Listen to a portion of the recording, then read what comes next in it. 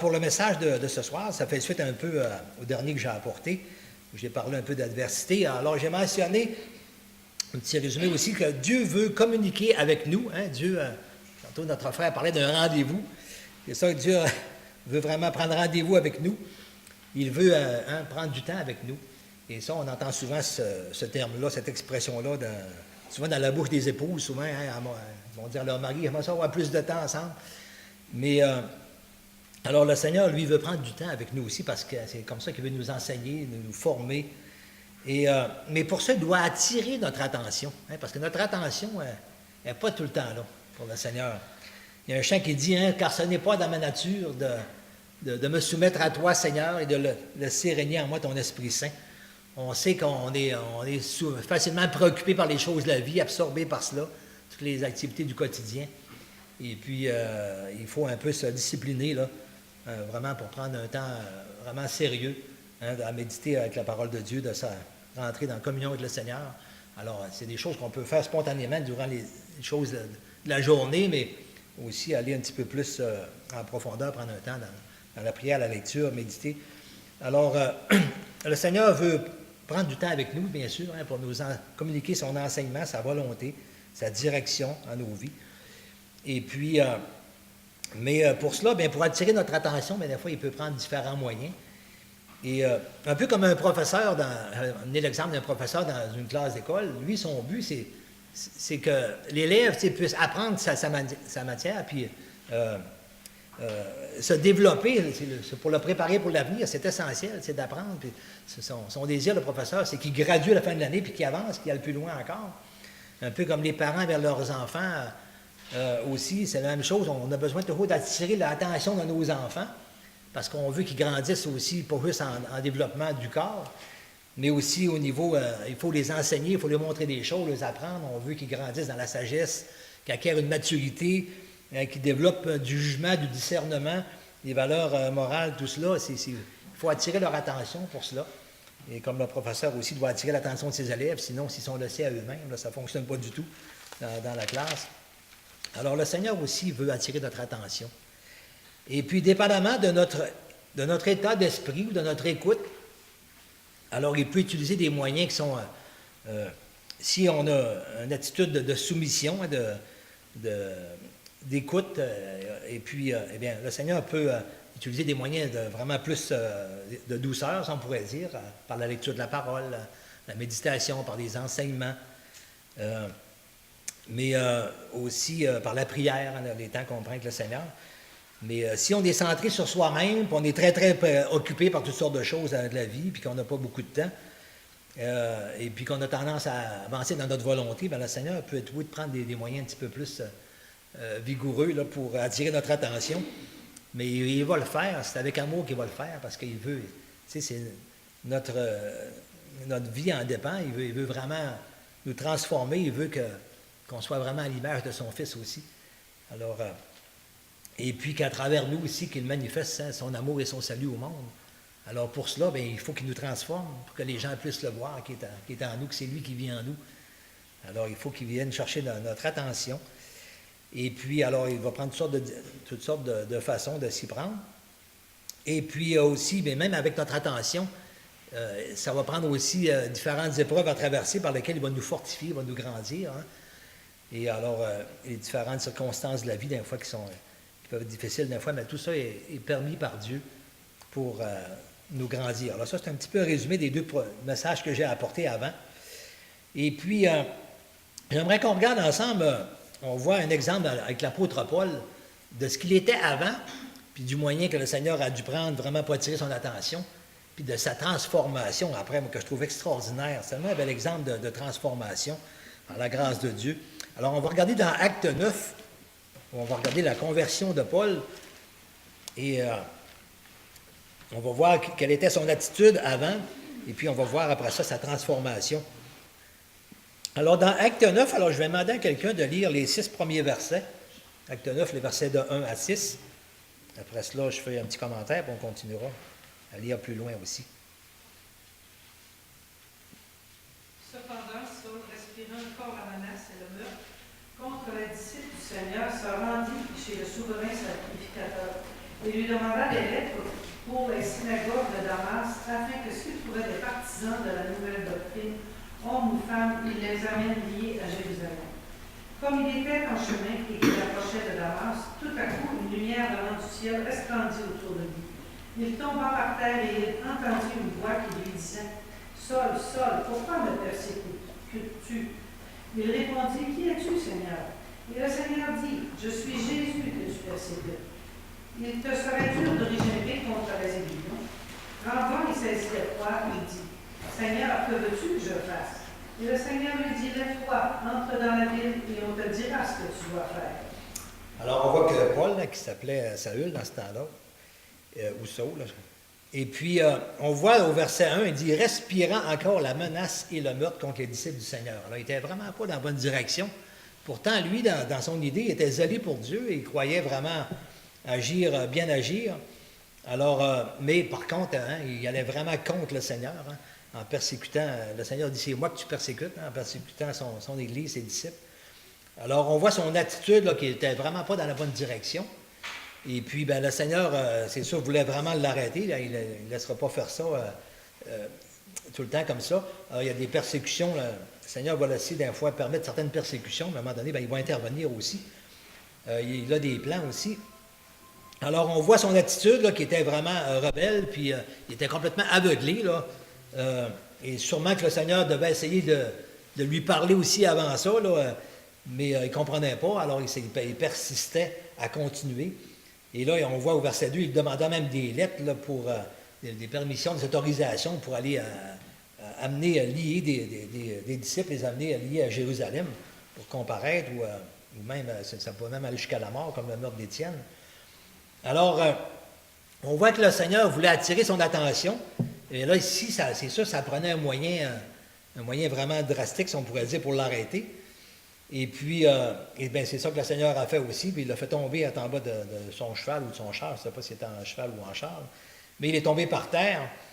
Et puis, là, ça l'a vraiment réveillé, tout cela, avec la lumière qui a resplendi, tout cela.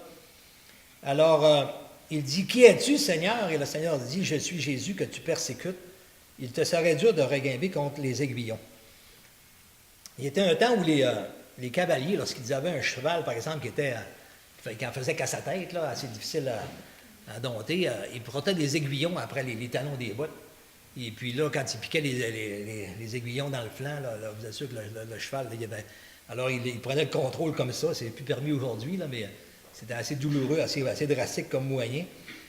Mais le Seigneur dit, il te serait dur, difficile de résister là, à ma volonté. Là. Moi, le Seigneur décide de l'arrêter, puis là, à un moment donné, ben, il ne pourra pas continuer plus longtemps comme ça, aller contre la volonté de Dieu. Alors, le Seigneur l'arrête là. Et on voit qu'après que là, il n'y avait pas le choix, le Seigneur a pris un moyen vraiment extrême là, pour l'arrêter. Et puis, alors le Seigneur l'a arrêté, puis tout de suite après, bien, voici qu'est-ce qu'il dit au verset 6. Tremblant et saisi d'effroi, il dit, « Seigneur, que veux-tu que je fasse? » T'sais, avant ça, il y allait vraiment selon sa volonté. Lui, il pensait d'être dans le bon chemin, mais pas du tout. Il était complètement aveuglé, dans l'erreur complètement. Et maintenant, le Seigneur a attiré son attention comme il faut. Et là, il dit maintenant, Seigneur, que veux-tu que je fasse? Et c'est ça que le Seigneur veut qu'on lui demande aussi. Hein? Que veux-tu que je fasse, Seigneur? Le Seigneur a des plans pour nous, comme il avait des plans pour Paul. Alors maintenant, il n'était pas du tout dans les bons plans. Le Seigneur l'a arrêté. Il a pris le moyen qu'il fallait. Et puis, et maintenant, il va lui faire connaître ses plans. Mais on voit toute sa disposition de cœur. Hein, Seigneur, que veux-tu que je fasse? Là, maintenant, il cède, là, il se soumet, il s'abandonne. Il ne résiste plus. Alors, il se soumet vraiment au Seigneur. Alors, on peut lire, est-ce que quelqu'un peut continuer à lire les versets 7 à 16?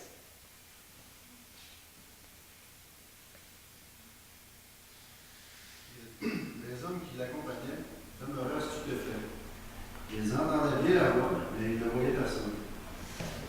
Saül se releva de terre et, quoique ses yeux soient ouverts, il ne voyait rien.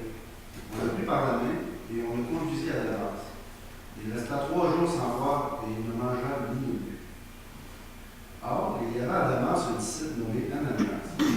Le Seigneur lui dit dans une vision, Ananias, il répondit, me voici, Seigneur. Et le Seigneur lui dit, lève-toi, va dans la rue qu'on appelle la droite, et cherche dans la maison de Juda un homme, un nommé Saül de Tarse. Car il prie, et il a vu en vision un homme du nom d'Ananias, qui entrait et qui lui imposait les mains, afin qu'il recouvre les mains. Ananias répondit, Seigneur, j'ai appris de plusieurs personnes tous les maux que cet homme a fait à des saints en Jérusalem. Et il a ici des pouvoirs de la part des principaux sacrificateurs pour lier tous ceux qui évoquent ton nom. Mais le Seigneur lui dit, va, car cet homme est un instrument que j'ai choisi pour porter mon nom devant les nations, devant les rois et devant les fils d'Israël. Et je lui montrerai tout ce qu'il doit souffrir pour mon nom. Alors, on voit ici, hein, c'est un miracle extraordinaire, hein, la grâce de Dieu. Lui qui persécutait les chrétiens, et là maintenant, les chrétiens en avaient vraiment peur, là, les chrétiens qui étaient là. Et puis, le Seigneur, lui, hein, il montre ses plans maintenant, après l'avoir arrêté comme cela dans ses mauvais desseins, il l'amène maintenant à le choisir pour être un instrument, un instrument de Dieu pour proclamer son nom, pour annoncer l'Évangile, pour l'enseigner. Alors, c'est vraiment extraordinaire, la grâce de Dieu, et même les croyants là, étaient étonnés de cela. Tu sais, ça se peut-tu? Et oui, ça se peut. Le Seigneur peut vraiment transformer quelqu'un complètement, qui était dans une direction, puis l'amener complètement dans une autre. Hein, c'est l'œuvre de Dieu, et c'est sa grâce. Il n'y a rien que Dieu ne peut pas faire. Hein.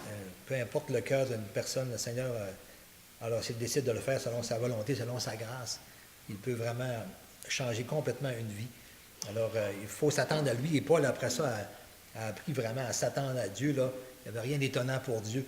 Alors, j'aimerais qu'on voit maintenant toute cette transformation de Paul qu'on peut voir un petit peu plus loin dans son ministère. Et on en voit comme une bonne petite idée dans Philippiens, au chapitre 1. On va voir quel genre d'homme. Tantôt, on voyait quelqu'un qui respirait la menace et le meurtre contre les disciples du Seigneur. Puis maintenant, vous voyez quelle attitude qu'il a maintenant envers les disciples du Seigneur. Alors, dans Philippiens 1, les versets 1 à 8. Alors, si quelqu'un veut nous les lire. Paul et Timothée, serviteurs de Jésus-Christ, à tous les saints en Jésus-Christ qui sont à Philippe, aux évêques et aux diacres, que la grâce et la paix vous soient données de la part de Dieu, notre Père et du Seigneur Jésus-Christ. Je rends grâce à mon Dieu de tout le souvenir que je garde de vous, ne cessant dans toutes mes prières pour vous tous de manifester ma joie au sujet de la part que vous prenez à l'Évangile depuis le premier jour jusqu'à maintenant. Je suis persuadé que celui qui a commencé en vous cette bonne œuvre la rendra parfaite pour le jour de Jésus-Christ. Oui, jusqu'à la 8 aussi. Il est juste que je pense ainsi de vous tous, parce que je vous porte dans mon cœur, soit dans mes liens, soit dans la défense et dans la confirmation de l'Évangile, vous qui tous participez à la même grâce que moi. Car Dieu m'est témoin que je vous chéris tous avec la tendresse de Jésus-Christ. Alors, on voit ici tout qu'un changement d'attitude à lui qui avait dans son cœur vraiment la menace et le meurtre, et puis était prêt vraiment à tuer les chrétiens. Alors, on voit ici maintenant son amour pour les croyants, hein, son amour, c'est quelle transformation de Paul. Il dit, ne cessant dans mes prières pour vous, et de manifester sa joie au sujet de la part qu'ils prennent à l'Évangile. Alors, dans toutes ses prières, il se réjouit des chrétiens. Et puis, il dit au verset 7 qu'il les porte dans son cœur. Alors, c'est quand même des mots là, qui ont beaucoup de sens, un sens profond de son attitude, sa réaction, ses sentiments envers les croyants. Alors même qu'il les persécutait, maintenant, il les porte dans son cœur. Il est plein de tendresse, d'affection. Hein, et une tendresse qui vient de Jésus-Christ. Alors, il dit, Dieu m'est témoin que je vous chéris tous avec la tendresse de Jésus-Christ. Alors, on voit cette attitude-là qui est vraiment complètement transformée. Et lui-même aussi, il est plein d'attentes envers les croyants. Il dit, je suis persuadé que celui qui a commencé en vous cette bonne œuvre la rendra parfaite pour le jour de Jésus-Christ. Alors ça, il n'en doute pas. Hein, il a vu la grâce, comment est-ce qu'elle a fait effet sur lui. Alors, il est plein d'attentes et en Dieu, de confiance en Dieu pour l'œuvre qu'il va faire dans les croyants qu'il voit, même s'ils peuvent rencontrer beaucoup de difficultés. Alors, il dit, il est juste que je pense ainsi de vous tous, parce que je vous porte dans mon cœur. Et puis, il dit, vous qui participez à la même grâce que moi. Alors, il les considère tous sur le même plan d'égalité aussi. Ils participent à la même grâce. Tout ça, c'est la grâce de Dieu, c'est l'œuvre de Dieu, cette transformation-là. Alors, il est plein de tendresse, plein d'affection envers les croyants et plein de joie, plein de louanges dans ses prières. Alors, quelle transformation que Dieu a faite dans cet homme-là. Et on est de la même nature aussi. Alors, l'Esprit est en nous et c'est ainsi que Dieu veut transformer notre cœur aussi.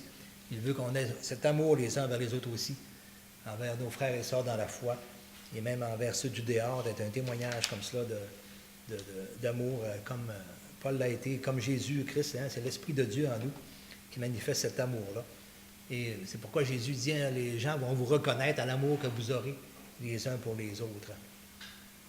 Alors, parce que Dieu nous aime et qu'il a un plan pour notre vie, un plan vraiment merveilleux pour notre vie, selon sa grâce, selon sa volonté, alors il doit attirer notre attention et nous transformer continuellement. Ce n'est pas quelque chose ça, que c'est fini après 1 an ou 2, là, mais c'est toute notre vie qu'il y a une transformation à faire. Moi, je le demande encore au Seigneur à tous les jours. Seigneur, continue de me transformer. Je vois tellement de choses à la fois qui devraient être, que je ne suis pas satisfait, moi, et puis que j'aimerais être davantage à son exemple et davantage obéissant et davantage consacré au Seigneur. Alors, c'est constamment, on voit des petites choses dans nos vies, des fois que, on a réagi de telle façon, il me semble que j'aurais peut-être pas dû réagir comme cela. Alors, on a souvent demandé pardon.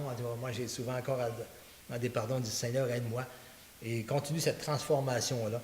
Alors, c'est mieux de la désirer, puis comme ça, si on a une attitude d'écoute et de soumission, eh bien, le Seigneur, c'est plus simple, on pourrait dire, de travailler que si on est dur d'oreille, puis si on part dans notre courant ou qu'on est dans une autre direction, qu'on manque d'écoute, de soumission, bien, le Seigneur doit prendre des moyens plus rudes un peu pour attirer notre attention. Alors, il veut nous transformer continuellement jusqu'à son retour, afin d'accomplir sa volonté et de le glorifier par nos actes et par nos comportements, par nos pensées, par notre adoration, par notre soumission, par notre louange, par nos prières, par notre reconnaissance, puis par notre joie en lui.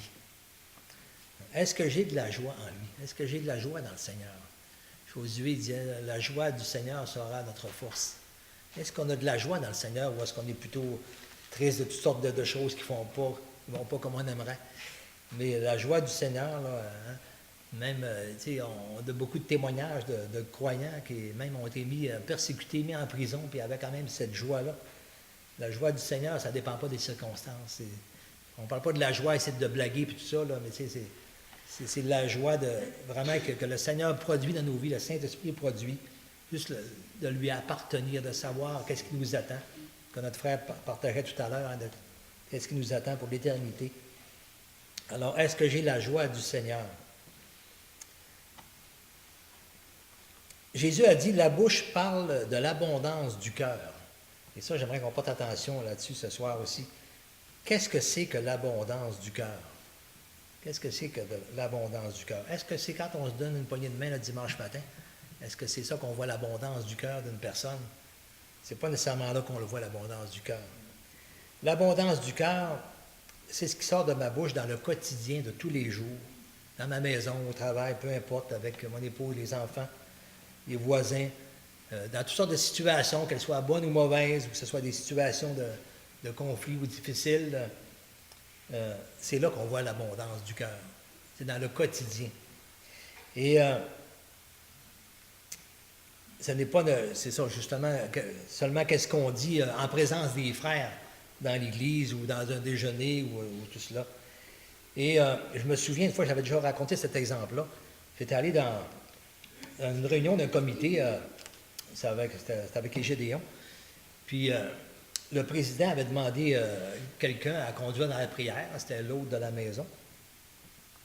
Et puis sa prière était tellement extraordinaire, j'avais jamais entendu une belle prière de même, c'était tellement beau, touchant la prière, là, moi je n'en revenais pas, chaque mot, là, c'était une beauté, moi je me disais, ça va être extraordinaire la relation qu'il y a avec le Seigneur, ça témoignait comme d'une relation d'émerveillement devant Dieu extraordinaire, je n'en revenais pas. Mais même moi, je me disais, j'espère que je ne serais pas demandé à prier, je ne saurais pas quoi dire après ça. C'était tellement beau que ça n'avait pas de sens. Mais, quelque temps après, j'ai appris que ce frère-là a quitté sa femme et ses enfants pour une autre femme. Alors, on voit que dans le quotidien, là, devant les frères, ça allait bien, c'était beau, là, les paroles qu'il avait. Mais dans le quotidien, il entretenait déjà une relation adultère avec une personne alors qu'il n'avait pas le droit de le faire. Alors, on voit que des fois, l'apparence, ça peut être très trompeuse. Et on ne peut pas tromper Dieu, on peut tromper des fois jusqu'à un certain temps, des fois des frères, mais le Seigneur dit que le pécheur ne résiste pas dans l'assemblée des justes. Il y a un moment donné où Dieu va révéler cela. Mais on ne peut pas tromper Dieu. Alors, l'apparence, ça, la bouche parle de l'abondance du cœur, mais ici, ce qui est important, justement, ça ne s'évalue pas quand on est ensemble, juste en croyant comme cela, le dimanche matin ou une poignée de main le mercredi soir, mais c'est vraiment au milieu de notre quotidien. Je me souviens, moi, mon premier pasteur était un pasteur de visite, un peu comme Michel et comme ça aussi. Puis à un moment donné, j'étais allé à une réunion provinciale d'assemblée de pasteurs. Ils m'avaient invité les pasteurs pouvaient amener un invité dans l'église avec eux. Là. À un moment donné, je voyais des pasteurs discuter ensemble. J'avais vu qu'il y en a qui c'était des pasteurs de bureau et d'autres de visite. Il y avait comme deux sortes de pasteurs, tout ce que j'avais vu là. Et les deux ont des avantages. En tout cas, il y en a qui disaient, moi, là, j'aime mieux être d'un bureau, c'est moins de dépenses pour l'église, les gens viennent me voir, tout ça, puis en passer plus dans une journée, toutes sortes de raisons, tout cela. Et puis, d'autres aimaient mieux faire des visites, aller dans les maisons, voir les chrétiens chez eux. Et puis, moi, en tout cas, de ce que j'en retirais personnellement de mon opinion, je voyais un avantage à celui qui va dans les visites. Le Seigneur dit connaître tes brebis. Puis, recevoir quelqu'un dans son bureau, qui te parle de qu'est-ce qui se passe, mais le voir dans sa maison, le voir comment il réagit avec sa femme, avec ses enfants et tout cela, pour moi, je trouve que ça en dit beaucoup plus sur la personne. C'est plus facile à évaluer, plus justement.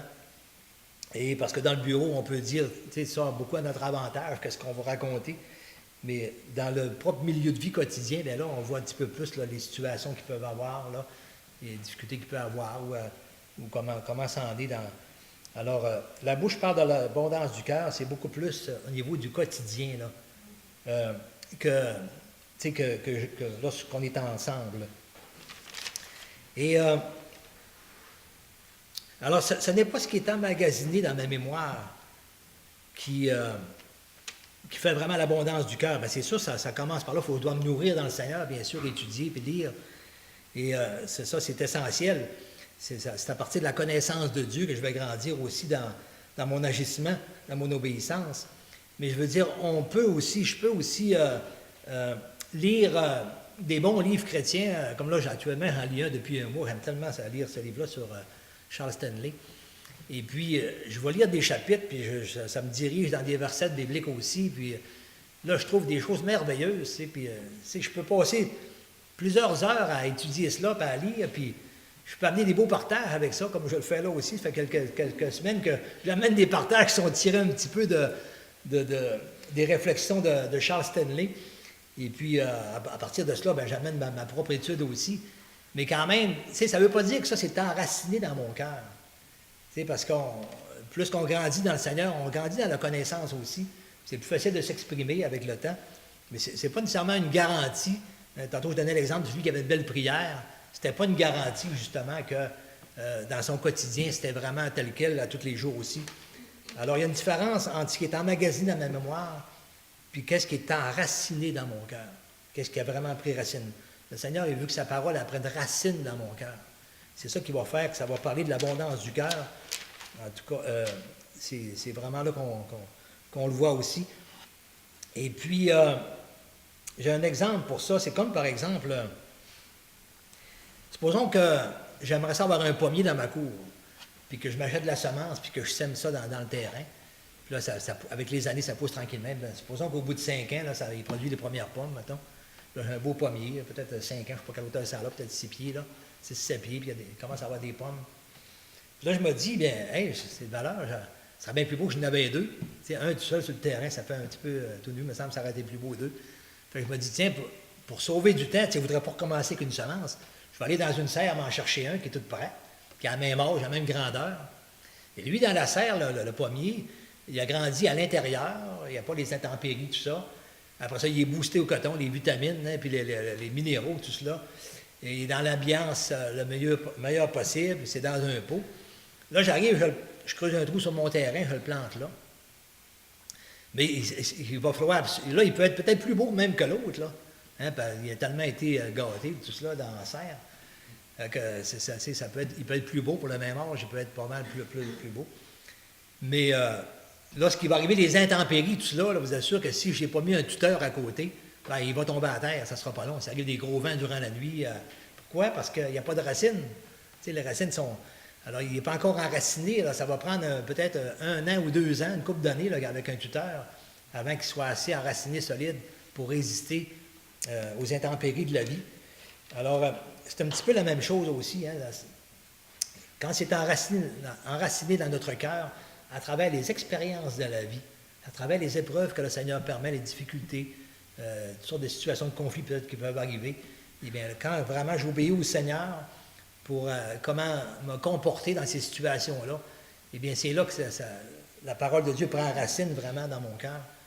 Puis c'est là que bien, la bouche parle de l'abondance du cœur. Dans le quotidien, là, plus que c'est enraciné, bien, plus dans le quotidien, dans mes réflexes, je vais réagir selon la parole de Dieu, selon ce que j'apprends, selon ce que j'étudie, et selon ce que le Seigneur m'a fait utiliser ça dans les circonstances de la vie qu'il permet. Alors, on a besoin d'adversité aussi.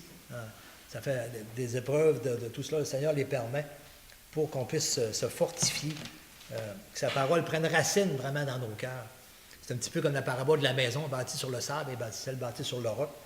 Hein, celle-là sur le sable, quand arrive le torrent, l'inondation, peu importe la tempête, alors la maison peut vraiment être une perte totale, comme on en a vu, c'est ainsi dans plusieurs places au Québec à cause des inondations. Là. Hein, il y a des maisons qui ont des glissements de terrain, tout cela. Mais celui qui est vraiment fondé sur le roc, alors c'est un petit peu comme celui qui est bien enraciné dans la parole de Dieu. Alors, il va résister vraiment aux différentes épreuves qui peuvent arriver, puis aussi les attaques de l'ennemi aussi. Alors, mon cœur est-il transformé par le travail du Saint-Esprit dans ma vie et dans mon cœur? Ou c'est plus un bagage de connaissances chrétiennes emmagasiné dans ma mémoire, dans ma tête que j'ai? Hein? Alors, vraiment, le Seigneur, c'est ce travail-là qu'il veut faire dans ma vie. Et puis, graduellement, tous les jours, cette transformation-là s'opère. C'est ce que le Seigneur veut faire. Et ça prend aussi ma collaboration aussi, dans un certain sens. La disposition de cœur, d'attitude va faire en sorte que ma maturité aussi va grandir. Alors, tout cela, c'est par la grâce que le Seigneur accomplit ça dans nos vies. C'est lui qui donne le vouloir et le faire.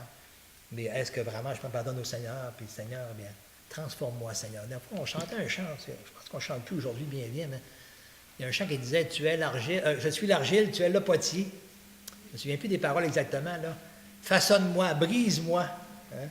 C'est pas évident à chanter, mais c'est quelque chose de réel, c'est lui qui est le potier. Et parfois, ben, l'argile, il faut la travailler, il faut la ressaisir, des fois, il faut la briser, reprendre. Alors, on a différents tests à passer, puis le Seigneur veut qu'on les passe parce qu'il veut qu'on avance, qu'on grandisse, qu'on soit de plus en plus à sa ressemblance, qu'on le glorifie dans notre vie. Alors, c'est pas mal terminé. Alors, c'est ça, c'est ce qui sort de ma bouche dans le quotidien et l'adversité. Hein, c'est ça qui révèle vraiment ce qui est dans mon cœur. Pas à Dieu, Dieu lui connaît mon cœur. Mais les autres, là, eh bien, c'est dans le quotidien qu'ils vont voir vraiment ce qui est l'abondance de mon cœur. C'est pas seulement ici à l'Église. Et juste un petit exemple en passant de voir comment ça peut être trompeur, les apparences, des fois aussi. Je me souviens, je demeurais à Dolbeau, puis je travaillais dans une shop d'ébénisterie, on faisait des armoires de cuisine. Puis j'étais allé installer un set d'armoires d'un petit village à Notre-Dame-de-Lorette, c'est vraiment le dernier village là, dans le nord de Dolbeau. Et puis, on arrive là, il y avait une petite maison, là, une vieille maison assez vieille. Il y avait une grosse coupole en avant qui avait à peu près aussi grosse que la maison, elle cachait la maison quasiment, là, une coupole, c'est extraordinaire. Il y avait un gros pick-up 4x4 Bigfoot, là, Jackie, là, énorme, là. Puis des gros 4 roues, là. Hey, on n'en revenait pas. Là, on rentre dans la maison. C'était tellement vieux dans la maison, délabré, c'était incroyable. Et puis, la madame n'avait même pas de laveuse, pas de bain, pas de ces affaires-là. Il y avait une petite entrée de, je pense, de 30 ampères juste pour la TV.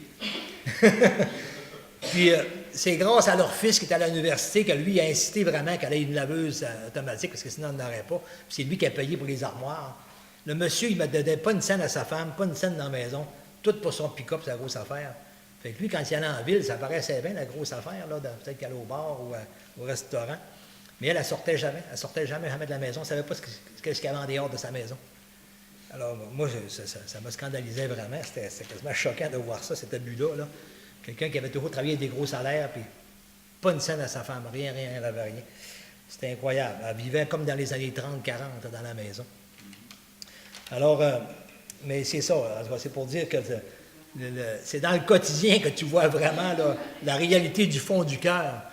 Et lui, ben, quand il a vu ça, là, tu voyais que ouais, ça en dit beaucoup sur l'état du cœur de la personne. Là, quand tu vois des choses comme ça, sur l'égoïsme vraiment d'une personne. Alors le Seigneur veut que notre vie ne lui appartienne, c'est pas à nous. Il veut qu'on s'abandonne à lui, puis il veut vraiment nous façonner, nous travailler, nous transformer pour vraiment qu'on puisse le glorifier, puis que les gens puissent voir à travers notre comportement qu'on lui appartient, qu'il est vivant, qu'il est plein d'amour, qu'il est réel, qu'il veut nous sauver, qu'il nous aime et qu'il nous appelle à lui. Amen. Merci. Invité Michel à revenir.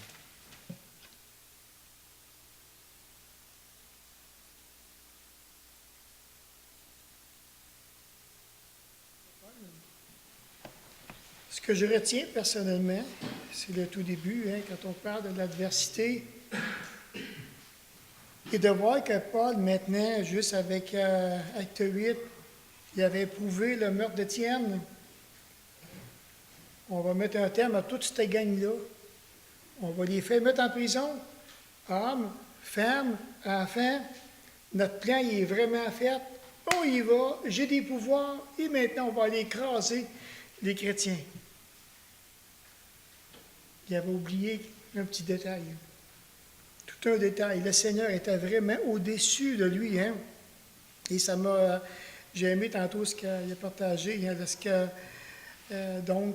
Paul, dans le verset 3 de Acte 9, comme il dit, tout à coup, une lumière venant du ciel resplendit autour de lui. Il tombe à terre.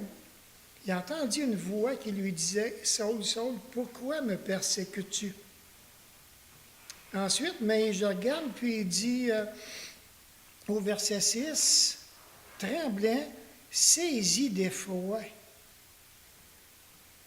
Et de voir quand Jésus s'identifie. Ça m'a frappé ça tantôt. Je me suis dit, c'est spécial parce que la parole nous encourage. Encouragez-vous les uns les autres. Avertissez-vous les uns les autres. Mais à un moment donné, là,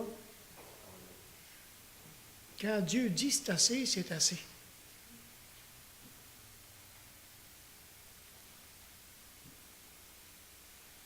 Pogner un mur avec Dieu, là, ça fesse. Ça fesse. Stop.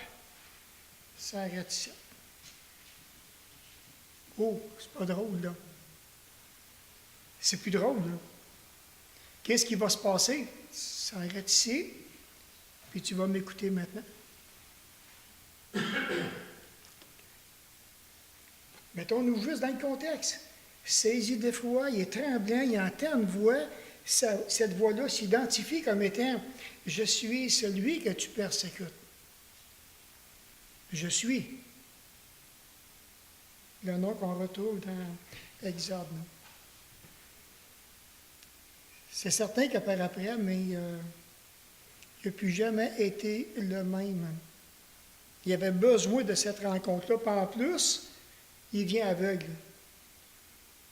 Il tremble, saisi d'effroi, il entend une voix, le Seigneur s'identifie, il vient aveugle, je ne suis plus capable, je ne sais même plus qu'est-ce que je m'envoie, j'ai besoin de quelqu'un. Et ça arrête ici. Ça arrête là. Et parfois, dans nos vies, oui, quand on regarde les applications personnelles de ce passage-là, il se peut que parfois qu'il y en a qui nous avertissent dans l'adversité, qui viennent nous voir, des gens qui vont nous sensibiliser, qui vont nous encourager. J'écoute pas. Un deuxième avertissement, un troisième, à un moment donné, Dieu va dire, c'est assez.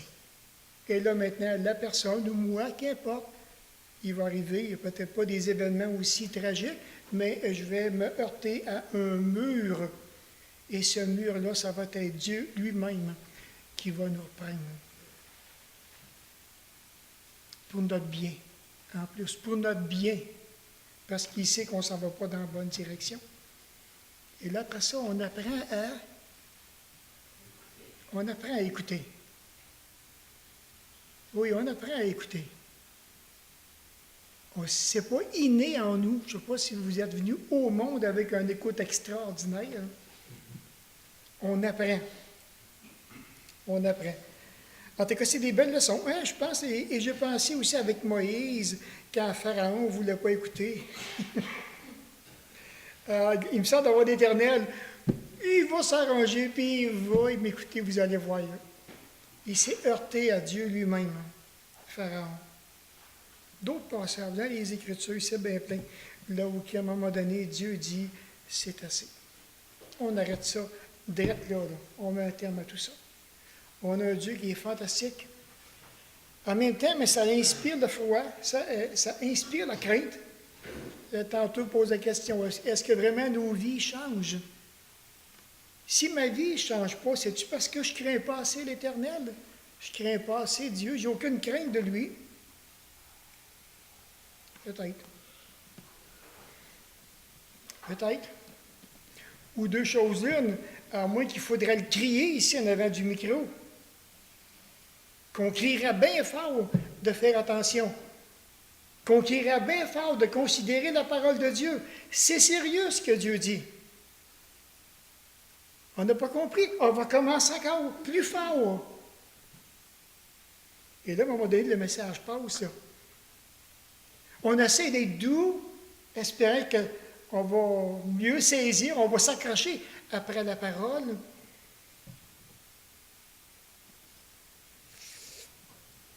Peut-être qu'un jour, ça va nous shaker. Ésaïe, il disait, je tremble juste à ta parole. Wow! Est-ce que la parole de Dieu nous fait shaker vraiment? Est-ce que je la lis, la parole? Et quand que je regarde, que je m'examine, hey boy, ça c'est un miroir, ça, hein? Ça, c'est le miroir de ma vie, tout ce qui est écrit là-dedans, ça. Je me revois, c'est bizarre, hein? Je me revois vraiment là-dedans, ça. Je ne sais pas vous autres, si vous vous voyez, mais moi, en tout cas, je me revois, puis des fois, je n'aime pas ça pantoute. Mais oui, on a besoin. On a besoin de s'humilier. Et briser, ça fait mal. Repris, on n'aime pas ça. Parce que l'orgueil a besoin d'être écrasé. Caroline d'orgueil, que ça nous donne du trouble. Pas de bon sens. Puis c'est mort avec Christ en plus à la croix. C'est mort là. Ça ne devrait même pas nous diriger, nous guider, du tout, du tout. Mais que voulez-vous? On est en cheminement. Et puis le Seigneur pardonne nos erreurs, pardonne nos péchés à travers tout ça. Puis on avance tant bien que mal dans cette vie chrétienne qui parfois, une journée ça va bien, l'autre journée c'est plus difficile, l'autre journée, une journée est baveuse ou bien remplie d'obstacles, ou bien on dit, mais il me semble que cette journée-là, elle n'aurait jamais dû exister. Mais oui, elle était là. Elle était là pour toi. OK, c'est bien correct. Et on apprend à travers tout ça. On apprend. Et gloire à Dieu pour ça. Alors, sans plus tarder, on va lire maintenant. Est-ce que vous connaissez